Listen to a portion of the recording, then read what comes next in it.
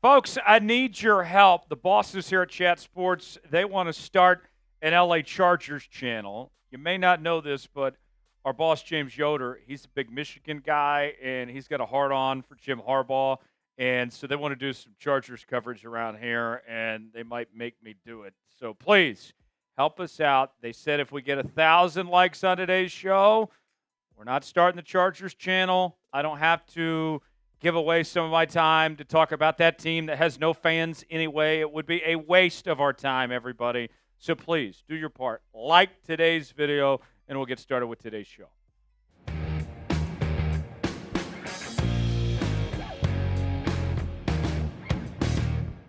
Glad to have you with us here on the Kansas City Chiefs Report. Tyler Jones, your fearless leader, here with you. Thanks for joining us. Happy Friday, everybody. We are talking Colin Cowherd, the Fox Sports radio host, also on FS1 on The Herd. He talked about the Kansas City Chiefs this past week, and it wasn't with the highest praise by any stretch of the imagination when breaking down the AFC West, and he made some bold predictions.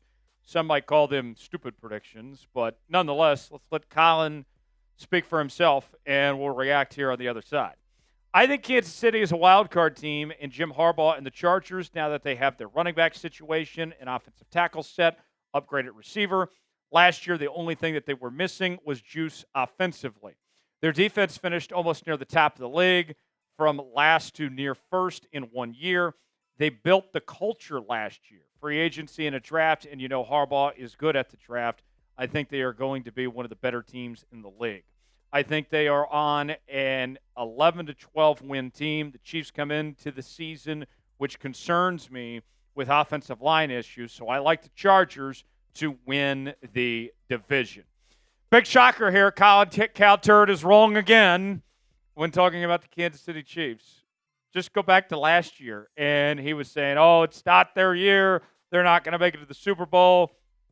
And not even a month later, he said, this team has everything it takes to win the AFC, and they're going to be in the Super Bowl. See you in NOLA. So, I mean, Colin, am I shocked that he's saying this?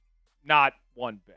Now, I'll say this. I do agree, however, that the LA Chargers are going to be an improved football team. Personally, I like what the Chargers have to offer. I think Harbaugh is an excellent coach. They have a franchise quarterback in Justin Herbert. They've made some nice improvements this offseason. I can be complimentary to the Chargers and acknowledge that they're heading in the right direction, but that doesn't mean we have to go overboard like Colin did and hand them the keys to the division before it's even happened at this point. They are not better than the Kansas City Chiefs. They are a good football team, but they are not better than Kansas City right now. And the other thing that I'll say that Colin points to, the only real thing he brings up that's anti-Kansas City Chiefs is the offensive line. And I think that the offensive line issues have been overblown drastically by the mainstream media and people like Colin Cowherd here, because I think they've been addressed. Look, you brought in Josh Simmons with your first-round pick, and had he been healthy, he, in all likelihood, could have been the best offensive lineman in this entire draft. You bring in Jalen Moore, who's got experience at both guard and tackle, can play either position. Kingsley should be improved, moving over to the guard position. Mike Caliendo is still there. Not to mention, Trey Smith is back, which most people didn't expect. Creed Humphrey, of course, the best center in football. Jawan Taylor there. I think you are going to be fine, that they've addressed those issues on the O-line, and this is going to be the best offensive line we've seen in quite some time for Patrick Mahomes and the Kansas City Chiefs. So this excuse that Colin points to, I think, is lazy. It's wrong. It's not accurate. The Chiefs are going to be just fine, and they have every reason to think that they're going to win their 10th straight AFC West title. Keep it real with me, folks. Are the Kansas City Chiefs a wild card team? Come on. Type HY for hell yes, HN for hell no. You know I'm spamming HN for hell no. Tell me what you think in the comment section below. Folks, want to make sure you're subscribed to the Kansas City Chiefs Report as we bring you our daily news and rumors, sometimes 2 and 3 videos a day. Live shows each and every Tuesday. We also have our interactive Q&A mailbags, breaking news, and more. Your one-stop shop for all things Kansas City Chiefs. If you love the Chiefs, you've You've come to the right place. This is the right channel for you, folks. Subscribe now for free. Doesn't cost you a thing. 100% free.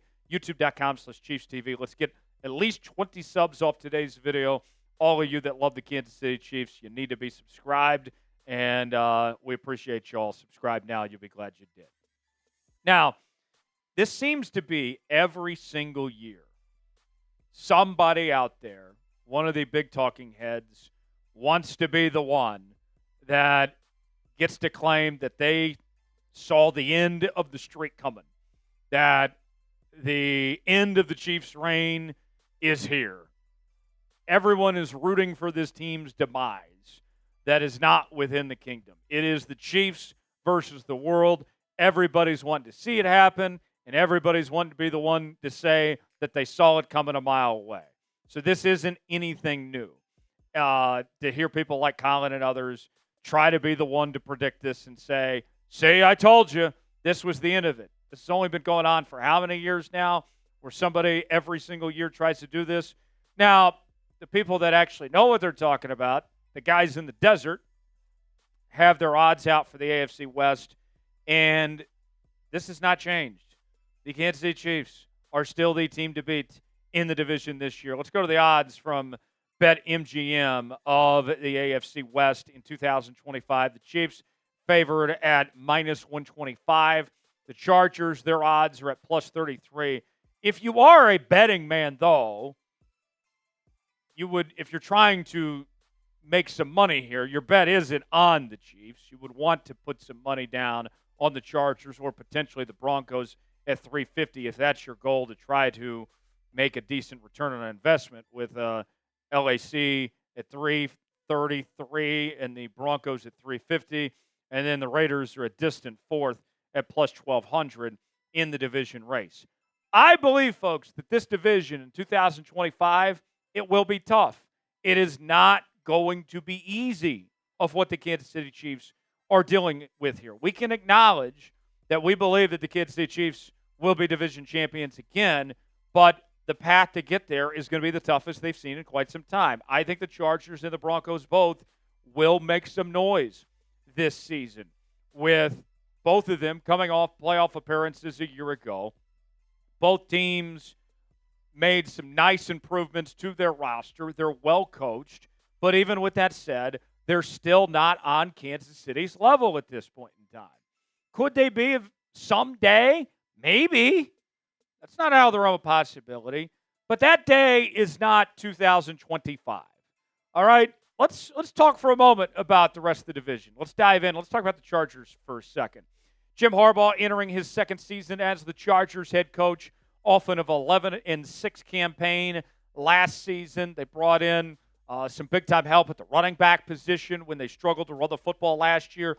Najee Harris comes over from the Pittsburgh Steelers. Omarion Hampton, they used a first-round pick on out of North Carolina, was viewed by most as the second-best running back in this draft. And then they get the Super Bowl champion, Mekhi Becton, to come over from the Philadelphia Eagles, where he had experience at both guard and tackle. I talked to Mekhi at the Super Bowl, and one of the things he was asked about several times was, hey, are you a guard or are you a tackle? And he said, I'm whatever I need to be. And for the Chargers, it's going to be nice to have that flexibility there. Still some needs that they should address at edge, defensive line, corner, and tight end. But I do think when I look at the Chargers, that's a good football team. We can acknowledge that the Chargers are a good football team, but they are not a Super Bowl team. They are not on the same caliber as the Kansas City Chiefs. Meanwhile, you look at the Denver Broncos. Sean Payton enters his third season as the Broncos head coach. And they went out and got Dre Greenlaw from the San Francisco 49ers. Very good signing there. They get some tight end help with Evan Ingram coming over. They drafted Barron, the corner from the University of Texas. I thought that was a good pickup for them. But their wide receiving core kind of lacks some depth. They could still use some help at linebacker, D-line, and edge. And then the biggest thing, when I look at the Denver Broncos, folks, and you got guys like Jeff Chadia from NFL Media picking them to win the division this week, I still don't believe in Bo Nix. The comparison that I've made, when I see Bo Nix, I see Mac Jones, okay? And I know some people are going to say that's a hot take and would disagree with me on that.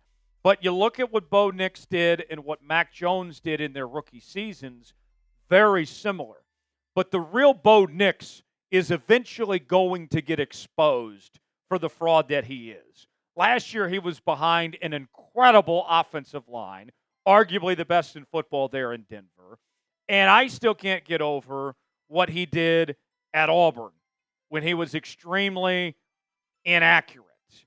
And he goes to Oregon, goes to a quarterback-friendly system, wasn't facing nearly as good a defenses in the Pac-12, and his numbers went up astronomically, but he still didn't win a ton of big games. And I think that whether it's this year or the following year, the Broncos are not going to have their answer, that eventually Bo Nix is going to get found out. Teams are going to have tape on him now. Nobody's going to get caught off guard by Bo Nix. And even look at the playoff game last year against the Buffalo Bills in the wild card round. Biggest game of his life. He played awful, okay? So, yeah, I'm not believing in the Broncos. I'm not believing in Bo Nix by any stretch of the imagination. Who's the biggest threat in the AFC West? We're not even going to put the Raiders up here, folks.